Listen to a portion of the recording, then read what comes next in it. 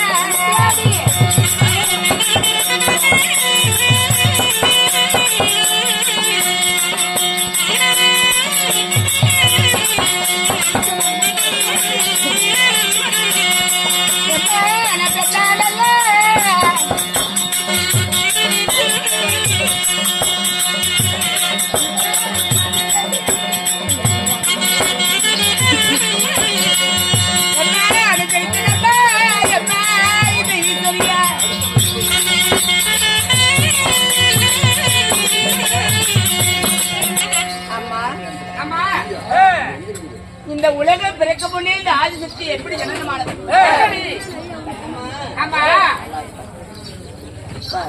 தள்ளாடு வயதுல நமக்கு நன்கொடை செய்தார்.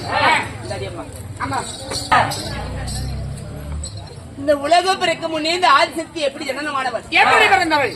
கண்ணம்மா, உலகமெல்லாம் எங்க பார்த்தாலும் ஜலமயம். அப்போ ஆதி பகவான் மகாவிஷ்ணு, அவர்தான் ஆளி உருவம். அப்படின்னா இந்த கோபுரத்துல பாத்தியா நல்லா சிங்க உருவம் மாதிரி செஞ்சு வச்சிருப்பாங்க மேல கோபுரத்துல. அவரு ஆதி பகவான். அப்போ 2,84,000 வருஷம் கண்களை மூடி கரங்கள் ஏத்து அவர் செய்தார். எத்தனை வருஷம்? 2 லட்சம். டேய் ஓகடி, 2,84,000 வருஷம் கண்களை மூடி கரங்களை ஏத்து அவர் செய்தார். அப்ப பார்த்தார், யோசித்தார், நம்ம படைப்பாளி ஏதாவது உருவாக்கணுமே அப்படின்னு. இந்த உலகமெல்லாம் ஜலமயம், எங்க பார்த்தாலும் தண்ணி. அப்போ நெஞ்ச தேய்த்தா அழுக்கு திரண்டது, எடுத்து சடத்துல போட்டா பூமி உருவாச்சு. அந்த பூமி நாதத்துல ஓம் என்ற சத்தநாத ஒளி, ஓம் ஓம் என்ற சத்தநாத ஒளி, அந்த ஓம் என்ற சத்தநாத ஒளியால இந்த ஆதி சக்தி உமா மகேஸ்வரி ஜனனமானவர். ஆமா, நான் யாரையும் படைப்பால பிறக்க வைத்தேன். அகார உகார மகார ஓங்காரம். ஓங்கார என்ற சப்தநாத ஒளியால பிறந்தவன். அகார எழுத்துல முதல் யாரு பிறக்க வைத்தேன்? ஒரு பிள்ளையை பிறந்தேன். அது அம்மான்னு எழுதுவது. ஒரு கல்யாணம் ஆகாத ஒரு பெண்ணு பிறந்தா சரியா, அவருக்கு எப்படி ஒரு பேர் ஆகும்? எப்படி தவறான பேர் உருவாகும். அப்ப அந்த பிள்ளை நான் பிறக்க வந்து கண்ணோட பிறந்தவன். முக்கண்ணே பிறந்த அந்த பிள்ளை எரிச்சு சாம்பலாக்கிட்டுனா சரி ஆயிடுச்சு. மீண்டும் ஒருவர் பிறக்க வைக்கணுமே. அகார இடத்துல முடிஞ்சது. உகார இடத்துல ஒருவரை பிறக்க வைத்து பெண்ணேன்னு இருந்து வந்தார். பார்த்தா சட முடி சரியா வந்தார். பார்த்த விகாரமான ஒரு விஷயம் பார்த்தேன். யோசித்தேன். பெண்ணே இருந்து வந்தார். அவரையும் எரிச்சிட்டு அதுக்கு பிறகு அகார உகார இடத்துல படைச்சிட்டு மகார இடத்துல ஒருத்தர் பிறக்க வைத்தேன். தங்கான்னு எழுந்து வந்தார். அவர் அண்ணனா ஏத்துக்கிட்டு அம்மா அம்மா உன்னுடைய படைப்பாளி யார் யாரு பிறந்தார்? அம்மா இன்னொரு விஷயம். அம்மா அங்க பாருங்க, இந்த சபையில யாராவது கல்யாணம் வரவும் குழந்தை வர கேட்கறீங்க நிச்சயம் கேட்கலாம். மகாவிஷ்ணு பிறந்தவன் தான் தங்கான்னு ஏத்துக்கிட்டு அதுக்கப்புறம் அம்மா உன் படைப்பாளி யார் யாரு பிறக்க வைத்தார்? ஒரு பிள்ளையை படைத்தா அம்மான்னு எழுது வந்தது. அதையும் அழிச்சிட்டு இரண்டாவது ஒருத்தர் பிறக்க வைத்தேன். பெண்ணே எழுது அவரு அழிச்சிட்டு அப்பொழுது அவர் என்ன செய்தார்? அதுக்கு ஒரு நூலு தேவை. மூசிந்தா நூலு தேவை. அதுக்கு ஒண்ணு தேவை. ஒரு பெண்ணா பிறந்தவருக்கு ஆணவத்தை தேவமா? ஒரு ஆண் துணை தேவை. நீ கல்யாணம் செய்ய வேண்டும். இரண்டாவது பிறக்க வைத்து அவரை மீண்டும் பிறக்க வை அப்படின்னு முக்கன் படைத்த பரமேஸ்வரன். அவருக்கு எப்படி முக்கன் பேர் வந்தது? அம்மா அம்மா நம்மாலே